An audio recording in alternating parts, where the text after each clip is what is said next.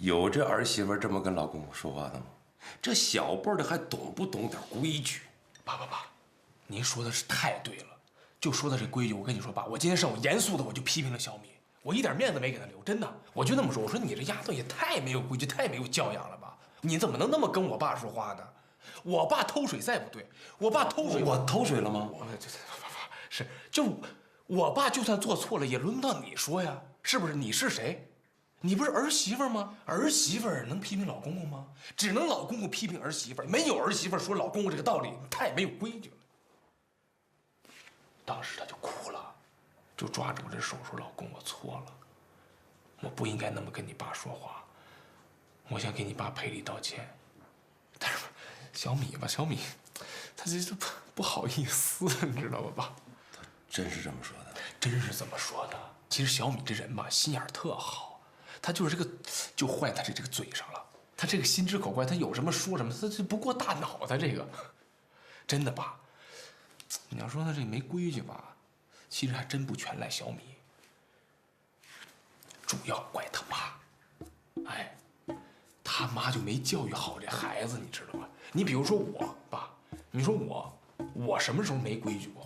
我到任何场合、任何时间，那一提到我，绝对是尊老爱幼、知书达理、团结同学、尊重师长、热爱劳动、讲文明、懂礼貌的好青年。我为什么能有这样的成果？那就是因为我有一个会教育孩子的爸。我跟你说，爸，如果小米要生在咱们家，要是您闺女，那学文学绝对能拿诺贝尔文学奖；要是学科学，能拿诺贝尔科学奖。她要是学了外交，那到世联合国去，绝对能维护世界和平，能富富有余啊，爸。小子，你这句话算是说到点子上了。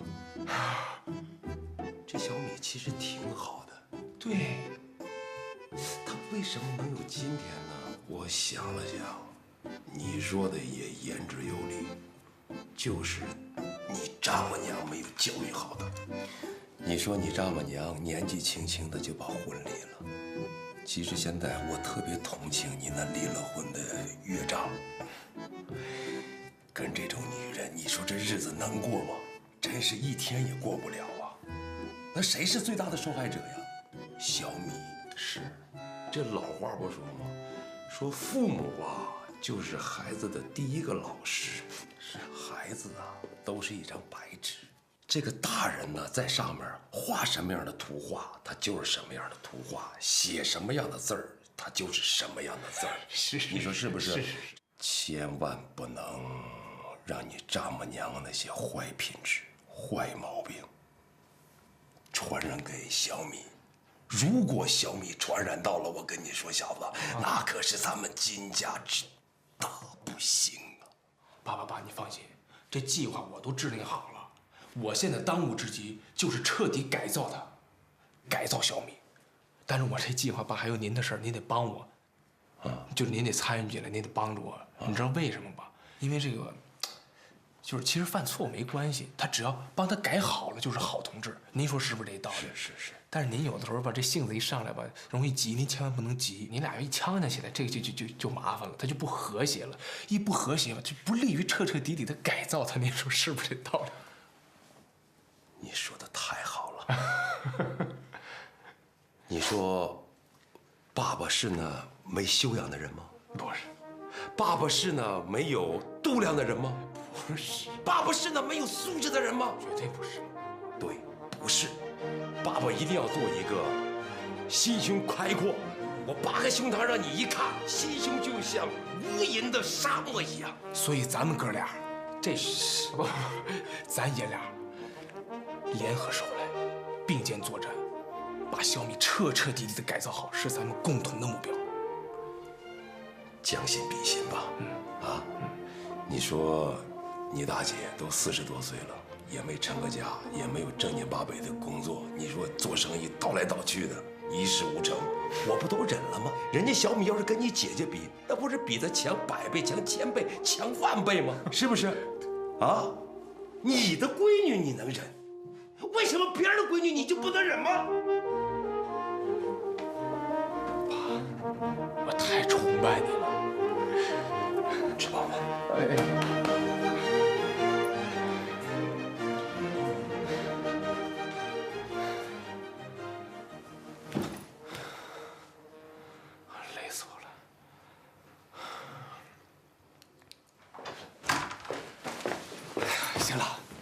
搞定了。是吗？走吧，吃饭去。爸还在外面呢。他都吃完已经回屋了。走吧，走。那我还真有点饿。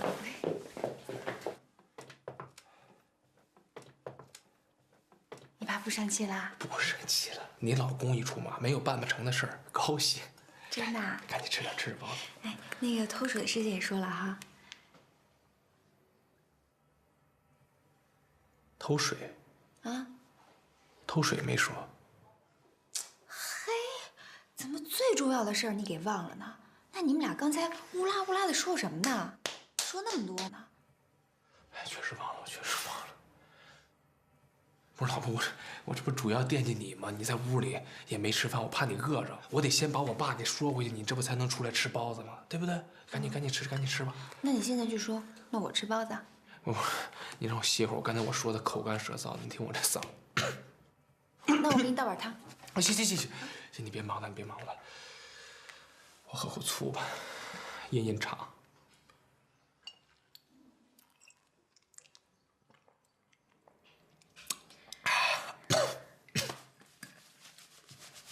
老公，只许成功，不许失败。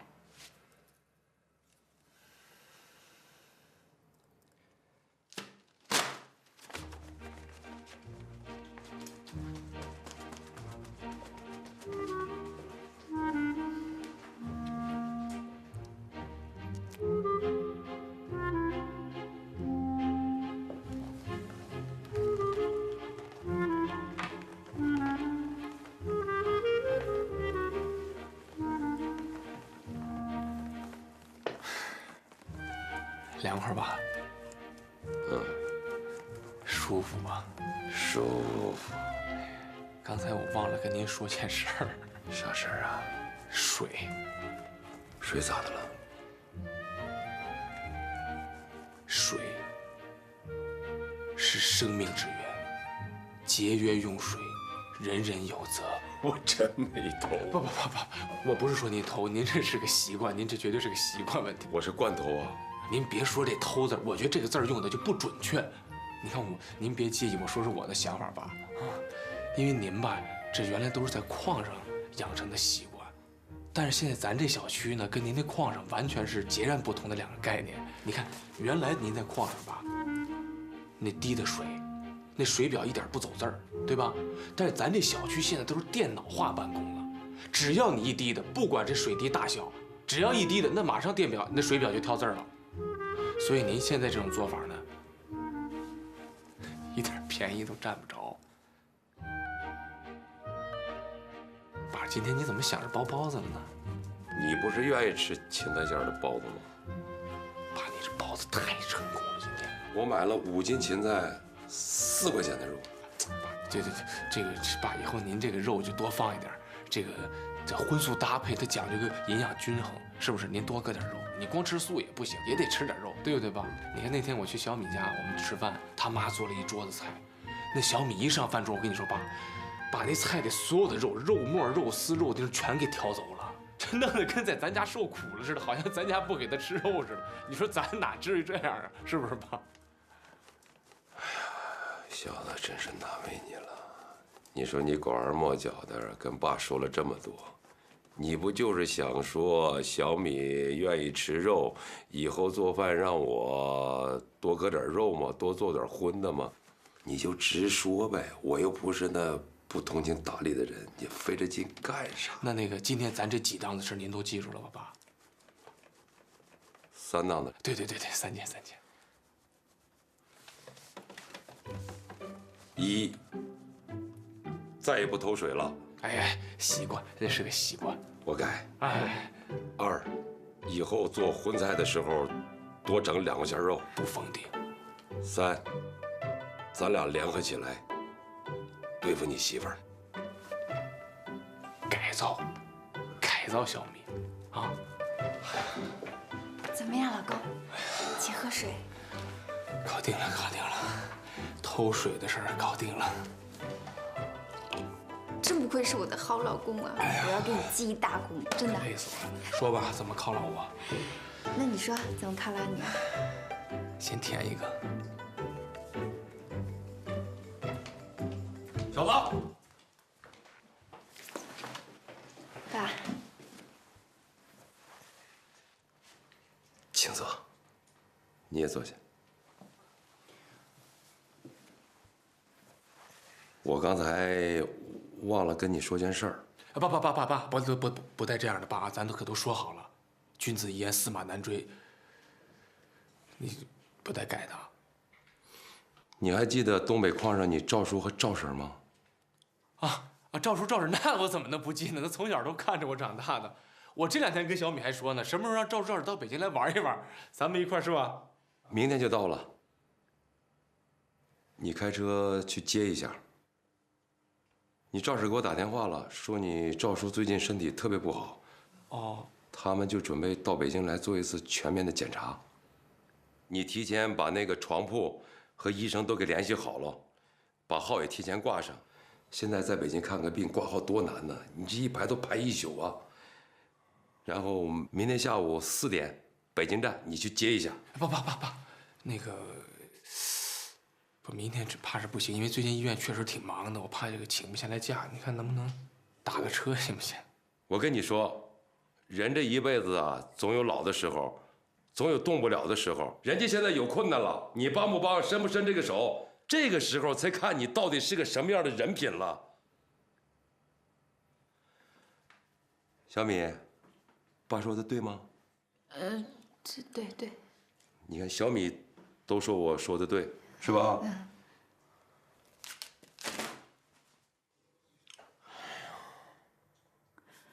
你请不请得了假呀？那万一有手术怎么办呀？是，不请也得请啊。咱们有车，而且赵叔和赵婶不一样。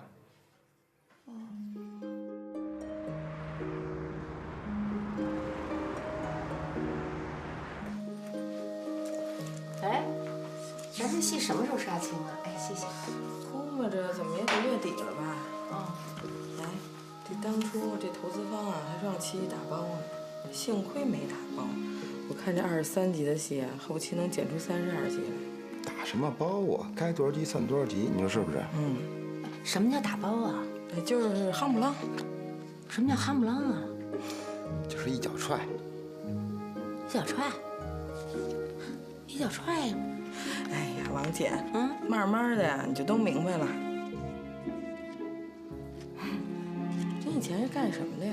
怎么想起干这行了？我在没生孩子之前啊，我在托儿所当老师。后来我在幼儿园也干过副园长。生了孩子，我就在家带孩子了，再没工作过。这不嫌难受吗？出来心想，这行可能挺好玩的，接触接触。干这倒挺合适。啊？什么意思啊？您这不是跟带孩子一样吗？那倒是有点像。哎，你们都跟了他多少年了？我3年了。我也差不多3年半吧。哟，那3年多以前都谁跟他全走了都？王姐，你觉得跟着他怎么样？一开始不太适应，有点害怕，有点紧张。慢慢相处着，也觉得没那么怕了。一开始有点怕，你知道吗？他们也不容易。聊什么呢？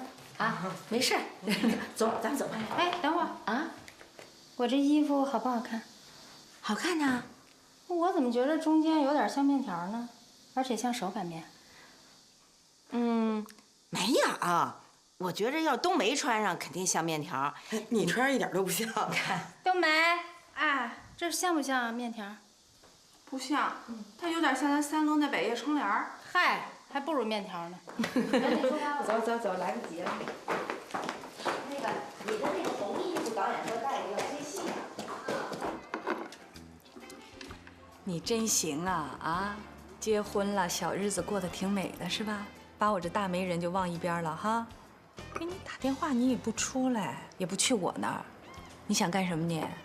我怎么能把你给忘了呢？哎呀，美什么呀？都快烦死了。哟，你这才结婚几天呢？你就这样？我早知道结婚这么麻烦，我就不结了。我跟你说，你可真的别太天真了啊！这结了婚呐，跟谈恋爱那就没法比了。哎，你说这男人结婚前跟结婚后就是不一样哈。这家里的事儿怎么就这么多呀？全是鸡毛蒜皮的事儿，一波未平一波又起，搞得我头都大了，我晚上都睡不好觉。哎，小子，啊，我跟你说呀，一会儿你接你赵叔去，你得早点去。哎，开车的时候路上注意安全啊。对了，你见着你赵叔和赵婶一定要热情啊，热情。哎哎，好。好，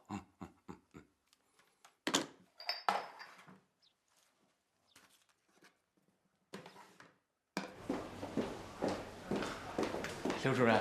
哟，金大夫。那个一会儿。一会儿啊，半个小时以后到会议室302床专家会诊一下。不是明天吗？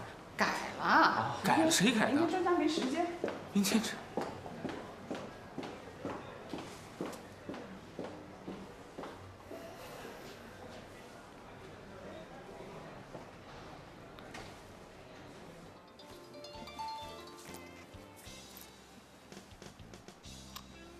喂。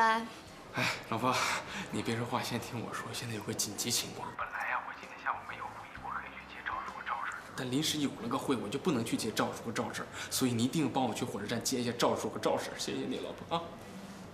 不是我。嘿，你神经病吧你？忘吃药了吧你？是卖房子的。我跟你说，这种推销电话你也甭接，特讨厌这帮人。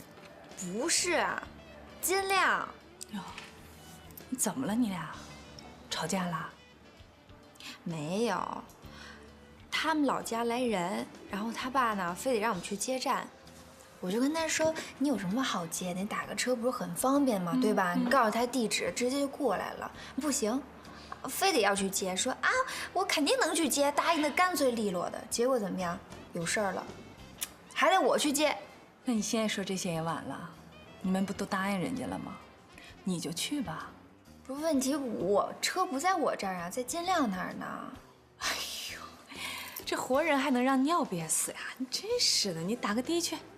不是你没明白，为什么我公公让金亮去接呢？就是因为我们不是刚买辆车嘛，开着车去有气派，显摆显摆为了。哎呀，你说我这表哥，我跟你说，他从年轻到现在，他都这么爱虚荣，真是。哎，但你这么想啊？你老公让去接吧，那是要显摆车，对吧？那要是你去接，那不就为了金亮吗？我跟你说，这夫妻之间吧，你两口子得互相疼，得给他面子啊。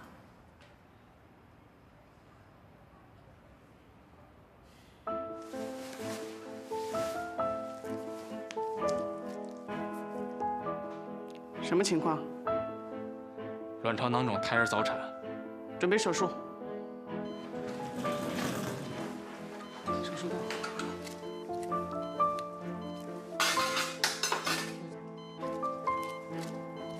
清除腹腔积液。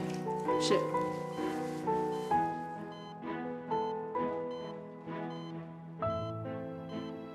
刘主任，胎儿心跳很微弱，很有可能保不住了。必须保住。患者的双侧卵巢和输卵管都要切除。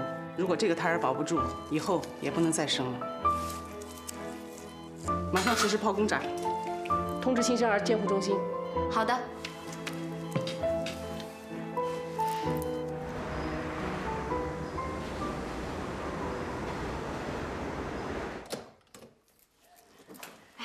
来，进来。爸。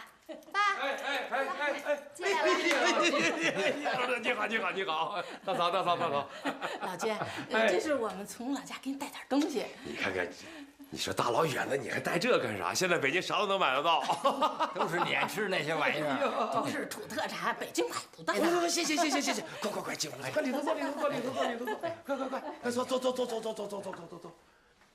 不是，小子呢？啊，他临时医院要开个会，让我去接的。你开车去接的你赵叔啊？车在他那儿呢，我打的去的。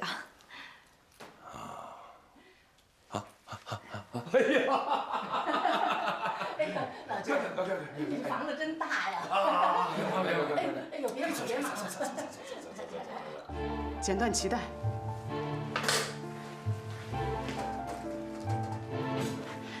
太医，启动紧急救护程序。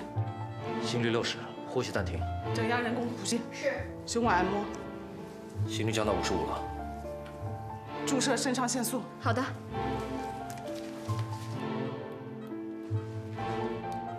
心率恢复到80，心率95，心率102，呼吸正常。下播。老金啊，你别整那么多菜，够吃的就行了。哎呦，你不挑我就行了，还多啥呀多，都是平常菜。不会，哎，这么多年了，你又当爹又当娘，这儿子都娶媳妇了，你咋这么辛苦？这当老人的不都是发贱吗？我跟你说，我那个儿媳妇那是大记者呀，那是京城很有名的娱记，就是那什么娱乐报道记者。你比如说那个哪个导演拍什么电影了，哪个导演又拍什么电视剧了，哪个明星又离婚了，就负责这个啊。行了，咱不扯这些没用的了。我跟你说，老赵，你这病到底怎么样啊？还行，没啥大事。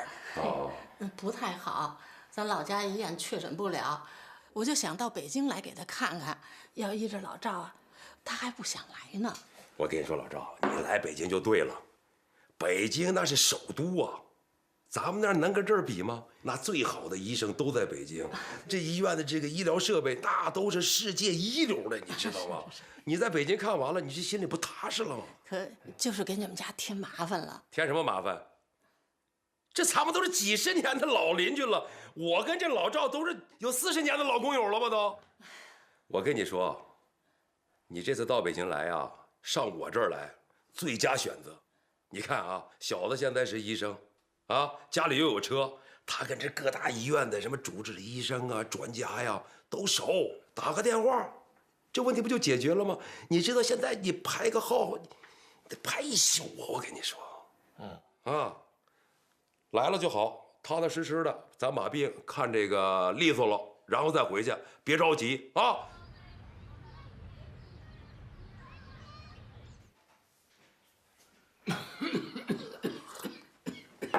喝口水吧。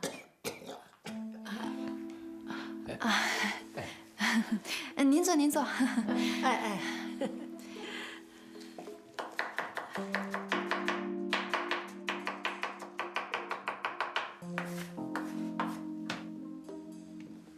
爸，晚上在家吃啊？不在家吃，在哪儿吃？这不是来客人了吗？咱们去饭店吃吧。上饭店吃那得多少钱呢？咱们这几个人那就得好几百块，好几百块在家吃多少顿呢？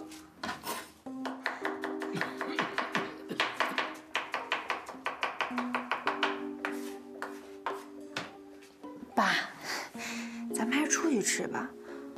我看那个叔叔病得不轻啊。他要是病得轻的话，他就不上北京来看病来了。不是，我是说，你看咱们一家人，这距离太近了。没事儿。不是你确实这病也不稳定，得小心点，又咳嗽是吧？他在北京得住些日子，那咱也不能顿顿出去吃去。他在北京住哪儿啊？住咱家呀，人家就是投奔咱家来的。他可以住宾馆呀。那住宾馆一晚上得多少钱呢？他看病也需要钱啊。我跟你说，他没有多少钱，就住咱家吧。再者说了，他住咱家，小子领他看病不也方便吗？那也可能住不了几天，3天5天，4天6天，那没准儿也住了这么多天呢。啊，没事，你放心吧。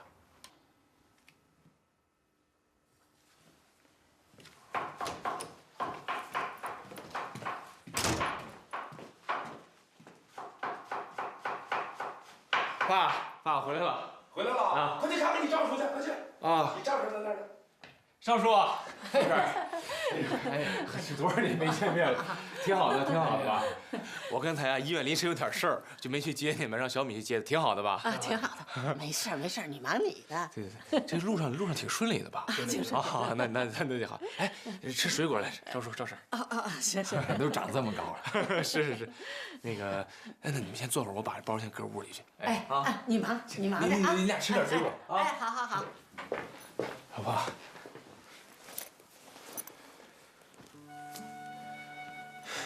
老婆，你这收拾衣服不会是要出去旅游吧？去问你爸去吧。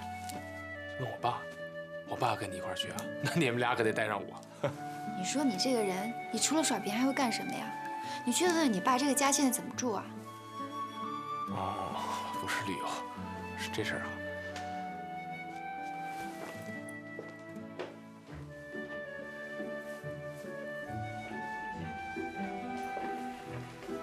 你爸，来，别，我帮你弄弄。你把菜倒地了啊！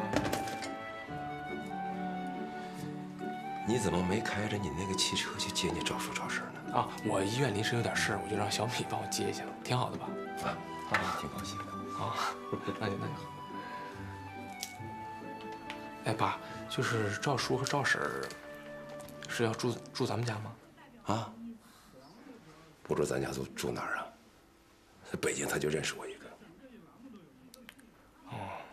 不是，爸，咱家是不是没地方？他住哪儿啊？这么大还没地方住啊？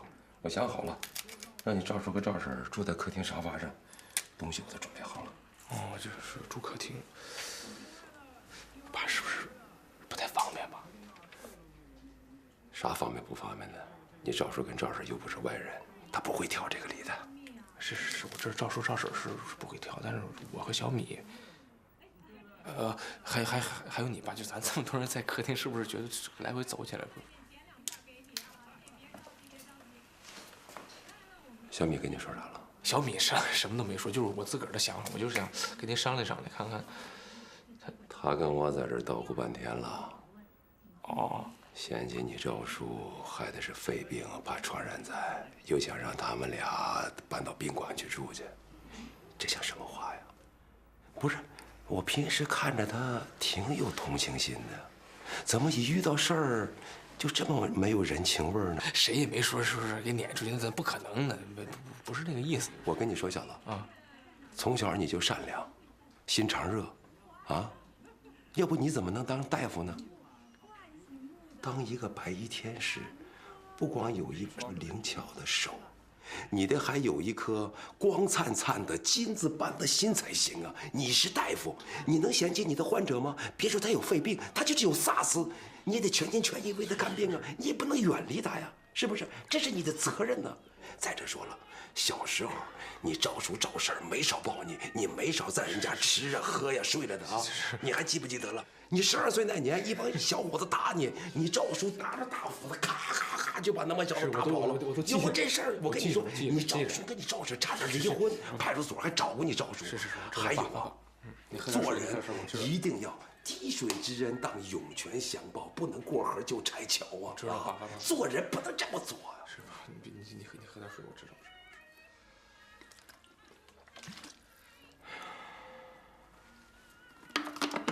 媳妇儿说啥就听啥，你是个男子汉，有点自己的主见，该干啥干啥去吧你。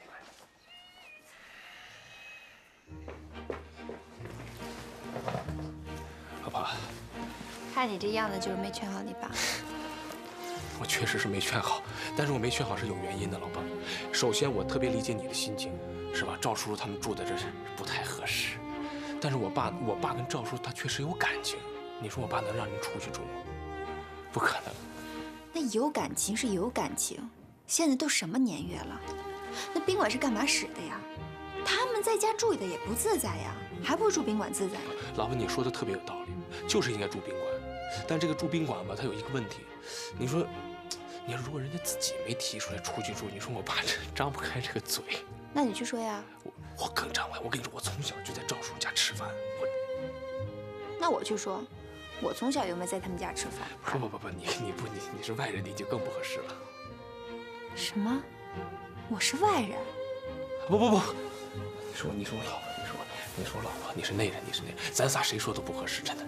为什么呀？你们不好意思说，那我去说呗。你们不好意思做这个恶人，那我去做这个恶人呗。那个不是老婆，你看我怎么跟你说不明白了呢？这……那我回我妈家。哎，老婆，你看我跟你说，你说人家刚来是吧？刚来这饭还没吃，你说你拿个箱子从人眼前走过去，它不好看，真的不好看呢。那好。那我可以吃这顿饭，可问题是你不能天天在家吃，天天住在一块儿，时间长了我受不了，那谁也受不了啊！是。我还是回我妈。别，不是老婆，这样，我一定不让你难受，真的老婆，你给我点时间，你给我时间，我一定把这个事儿解决，我有这个实力。给你时间，给你多长时间？你给我3分钟。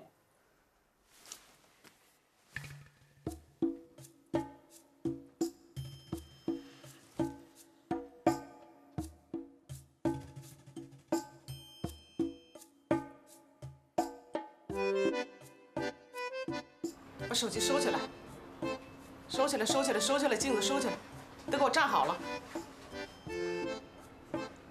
这个天底下的好男人有的是，是不是？是。那么，金大夫有那么好吗？有。那么你说说他哪点好？哎，那么你说说他哪点不好了？我在问你呢。对，你先问的。哎呀，刘主任，那天底下好男人是多的是呀，那不是在咱们妇产科就只有一个金大夫吗？那别的我也看不见呢。不对啊，不是还有别人家属吗？那不是人家的老公不算啊。哎，那金大夫现在也是人家的老公啊。那我能假装不知？哎，我就纳闷了，你们今年才多大岁数啊？啊，怎么就想结婚了？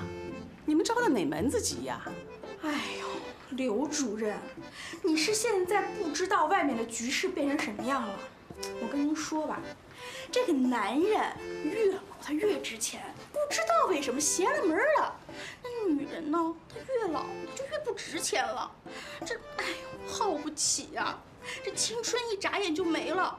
你说我们要是不是趁现在那紧紧的抓住，那万一熬到你们这个岁数了，那我找谁哭去啊？对吧，小乔？啊，对啊。行了，严肃点，给我回去！谁让你坐这儿来的？啊，你给我回去！我是怎么过来的呀？啥时候啊？回矿上看看。是。现在和原来也不一样了。是。原来那小六，你知道吧？知道。现在都发了。就那个鼻涕一把泪一把的，整天那个是吗？爸，别说，爸，不行，出事了！小米肚子特别疼，我估计可能是急性阑尾炎犯了，我赶紧领他去医院啊！爸，不行，那你怎么给治的？啊，不用，那个我是大夫，我有经验，我现在赶紧领他去医院啊！一会儿你们吃饭就别等我了啊！爸，你别给我打电话，我就赶紧去了啊！哎，你说这可咋办？有什么事打个电话回来。哎呦，下来吧你，啊，你还当真了是吧你？嘿，哎呦呵，真是路遥无情淡的，你还真不轻。行了，没完没了了是吧？总算摆脱了咱俩。今儿是摆脱了，我跟你说吧，你明儿还不定怎么样呢。要么我说你这招不好使呢，治标不治本。你要治啊，就得从根儿上开始治。干脆咱俩在旁边找一宾馆，有那么难解决吗？你可算了吧，还找宾馆？你还嫌事儿少啊？我跟你说，现在最重要就是赵叔这个病，等明天我领他去完医院再说吧，看看他什么情况。你带我去哪儿吃好吃的呀？你怎么就知道吃啊你？你别说，你这也挺绝的，不管出什么事儿，胃口总是好。老赵，吃饭了。哎，啊，来，走。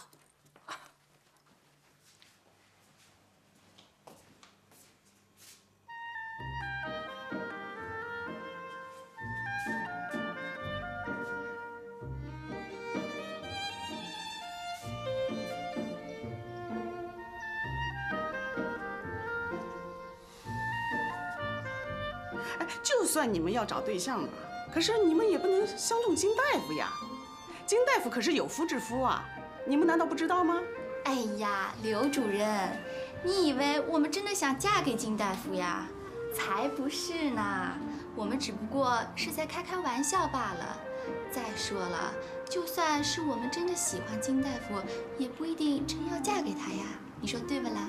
我要嫁给金大夫啊？为什么呀？为什么？你，小美，爱情是一个非常深刻的话题，你太美了，你不懂。哎，你这个倒是说的蛮有道理的。哎，你们怎么样我不管，反正你们别给我影响工作。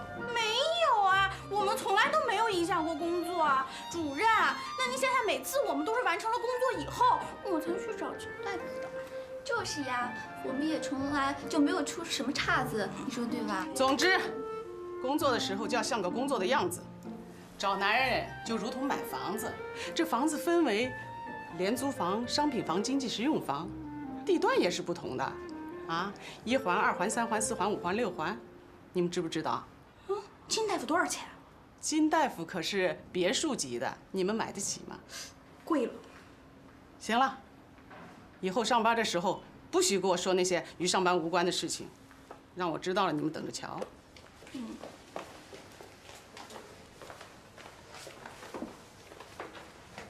哎，主任，金大夫去哪儿了？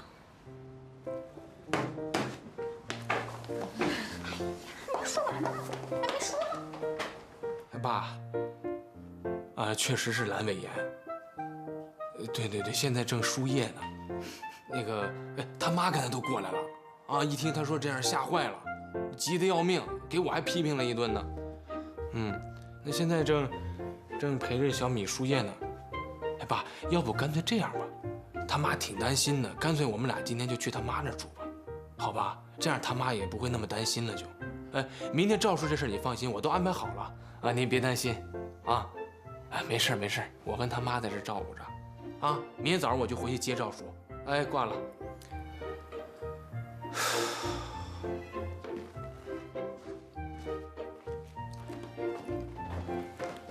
哎呦我的天！老公，真行，真能撒谎，眼睛都不带眨一下的。胡说！你摸摸我这心，都突突了，还不是为了你？我什么时候撒过谎啊？从来一句谎话都不说。我跟你在一起，你就没讲过一句真话。你这也太夸张了吧？一句还是有的。哪句啊 ？I love you. I love you too. 哎，老金，你还不给小亮打个电话，问问那儿媳妇病怎么样啊？不用，小子是医生，不用打。这阑尾炎，尤其是急性阑尾炎，那挺吓人的，要抢救不及时会出人命的。你知道咱们矿上那李科长，他媳妇儿就是阑尾炎穿孔死的。供应科那个李兆峰啊？对。他那个老婆不是二老婆吗？是啊，他媳妇儿比他小10多岁那个。没了。啊。哎呀，这个真是黄泉路上无老少啊！这阑尾炎这么厉害呀？老金，我看你儿媳妇儿长得挺漂亮的，人也挺单纯的。她单纯吗？不像那有心眼的人。阿金，你是个有福气的人。那当然了，我跟你说，小时候我妈就说我长得有福，知道为什么吗？你看我这耳垂啊，多大呀！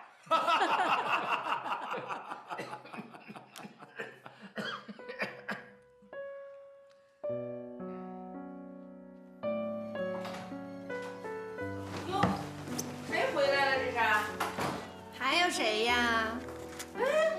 妈，你怎么回来了？他老家那个赵叔赵婶过来看病，要住他们家几天，我说过来住2天。对。哎，我以为想我了呢。妈，您真辛苦，回来这么晚。是可不嘛，不光辛苦，我命还苦呢。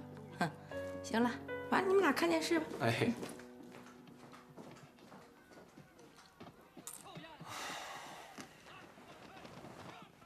哎呦，你吓死！老公，你说赵叔赵婶不会住咱们屋吧？不会，他哪能住咱们屋呢？那不会的。那住哪屋啊？对呀，那住哪屋啊？看看，啊，你看，这是小子的新房，今天晚上你们俩就睡在这儿了，反正他们俩晚上也不回来了啊。老金，这小子新房住这合适吗？我们俩就在门厅沙发上睡就行了。啊，是。行了，就在那儿睡吧，明早上还起来看病呢，抓紧时间休息吧。啊，好，老金，你也累了一下午了，你也早点休息吧啊。大嫂，你别老这么客气了。行了，我去接电话了，赶紧休息吧。不合适。